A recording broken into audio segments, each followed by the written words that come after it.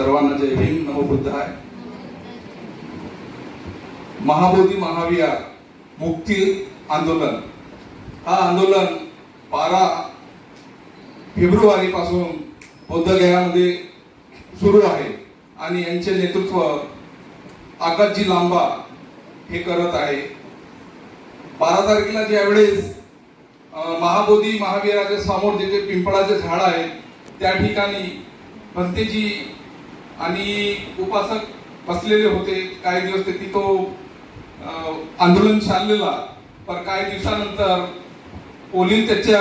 Police प्रशासनाने या राज्य सरकारच्या शासनाने भंतेजी लोकांना रात्रीच्या 12 वाजे उचलून त्यांनी दुवानला पहिले दूरच्या जागी सोडण्यात आला आणि मग त्यानंतर ते सुटल्यानंतर आकाशजी लांबा आणि त्यांचे भंतेजी जेवढे बी संघ हे होते भंतेजींना घेऊन शाली ते दुहानला म्हणजे बोधगयाच्या 2 किलोमीटर दूर हा आंदोलन त्याचे सुरू झाले।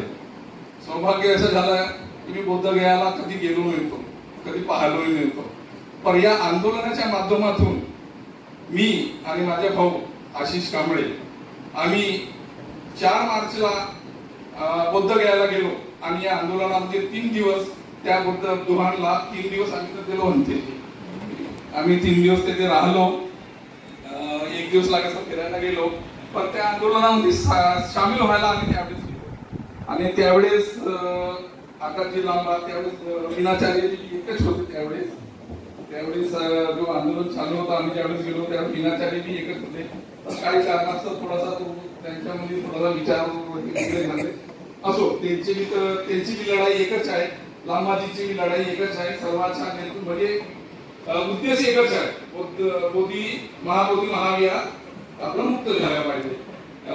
आणि त्यानंतर एकदा भंतेजी आपला येथे आले होते भंडाराला सुद्धा आम्ही गेलेलो होतो। आणि आता जो झालं होतं सर जिल्हा अधिकारी कार्यालयावर संविधान चौक ते जिल्हाधिकारी कार्यालयावर तर दोघे भाऊ आम्ही त्यावेळेस गेलो होतो आणि त्या या समता या मार्च मध्ये सामील झालो। अशा प्रकारे दीक्षाभूमीचे असे पुष्कळचे आहेत। आपल्याला मग एकच म्हणणं आहे की मला का नाही थोडासा खंत वाटते तुमसरला, एवढा मोठा आंदोलन पुरा देशव्यापी का विदेशापर्यंत गेलेला आहे, पण तुमसर मध्ये मला नाही या महाबोधी महाविहाराच्या बद्दल का नाही कोणाच्या बद्दल असं रस वाटला नाही। आम्ही प्रत्येक रविवारी या विहारामध्ये जमतो, 10-15 लोक आम्ही प्रत्येक रविवारी येऊन शरीर बुद्धवंदना होते, त्याच्यामध्ये काही थोडे बहुत सांगतो आम्ही आपले विचार।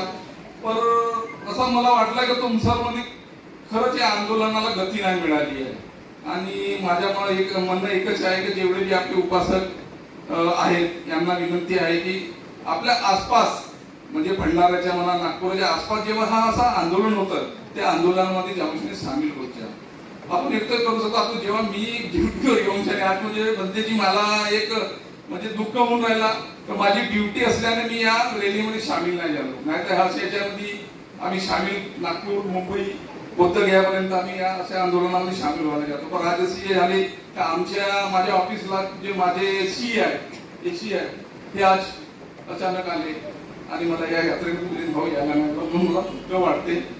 बस एवढंच म्हणणं आहे का हा आंदोलन जशी मशाल यात्रा आता निघली आहे आणि जशी मशाल तेवत आहे तशीच हा आंदोलन समोर वाढत जाऊ आणि या आंदोलनाला शक्ती मिळो आणि ह्या तुमच्या मार्फत हे झाल्या पाहिजे असा सर्वांना मी विनंती करतो। आणि आपल्याला हा आंदोलन जो आहे हा आपला आंदोलन सही याच्यातला आहे, म्हणजे साहेब गलत नाही का राम जन्मभूमीच्या मनाई असा नसे काय म्हणतात त्याला भावनेच्या जोरावर दिलेला एव्हिडन्स आहे, सर्व गोष्टी आहेत आणि आपला हायकोर्टामध्ये केस बी चालू आहे।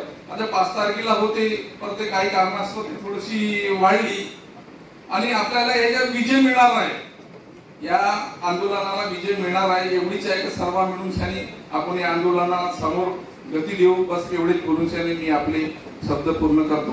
जय भीम, जय बुद्ध, जय भारत।